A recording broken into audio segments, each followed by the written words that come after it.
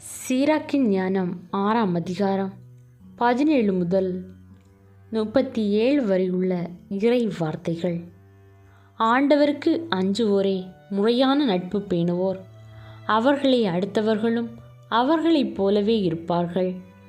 குழந்தாய், இளமை முதல் நற்பயிற்சியை தேர்ந்து கொள். முதுமையிலும் ஞானம் பெறுவாய்.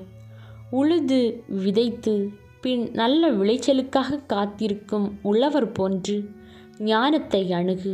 ஞானத்துக்காக உழைப்போர் சிறிதளவே களைப்படைவர், விரைவிலேயே அதன் கனிகளை உண்பர். நற்பயிற்சி இல்லாதவர்களிடம் ஞானம் மிக கடுமையாக நடந்து கொள்ளும். அறிவிலிகள் அதனோடு நிலைத்திருக்க முடியாது. அது அவர்களை சோதிக்கும் பாறாங்கல்லாய் இருக்கும். அவர்கள் அதை தள்ளிவிட காலம் தாழ்த்த மாட்டார்கள். ஞானம் பெயர் பொருத்தமுடையது, பலருக்கு அது புலப்படுவதில்லை. குழந்தாய், உற்று கேள், என் தீர்ப்புகளை ஏற்றுக்கொள், என் அறிவுரைகளை புறக்கணியாதே. ஞானத்தின் விலங்குகளில் உன் கால்களை புனைத்துக்கொள், அதன் சங்கிலியில் உன் கழுத்தை புகுத்திக்கொள். குனிந்து அதனை தோளில் தூக்கி சுமந்து செல். அதன் தலைகளைக் கண்டு எரிந்து விழாதே. உன் முழு உள்ளத்தோடும் அதனை அணுகு. உன் முழு வலிமையோடும் அதன் வழியில் நடந்து செல். அதனை நீ நாடி தேடு, அது உனக்கு புலப்படும். அதனை சிக்கன பிடி, நழுவ விடாதே. முடிவில் அது அளிக்கும் ஓய்வை பெறுவாய்.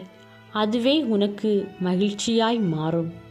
அதன் விலங்குகள் உனக்கு வலிமையான பாதுகாப்பு ஆகும். அதன் தலைகள் மாட்சிமிகு ஆடையாக மாறும். அதன் மீது பொன் அணிகலன் உள்ளது. அதன் தலைகள் நீல மணிவடமாகும். ஞானத்தை மாட்சிமிகு ஆடையாக அணிந்துகொள். மகிழ்ச்சி தரும் மணிமொழியாக சூடிக்கொள். குழந்தாய், நீ விரும்பினால் நற்பயிற்சி பெற முடியும்.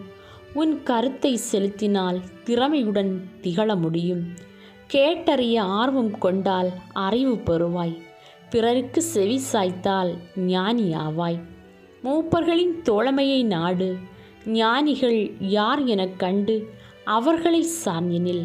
கடவுளை பற்றிய எல்லா உரைகளுக்கும் செவி சாய்ப்பதில் ஆர்வம் காட்டு. அறிவு கூர்மை கொண்ட பழமொழிகளை கேட்காமல் விட்டுவிடாதே.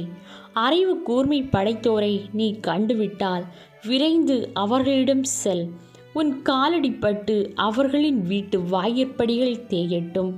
ஆண்டவரின் நெறிமுறைகளை எண்ணிப்பார்.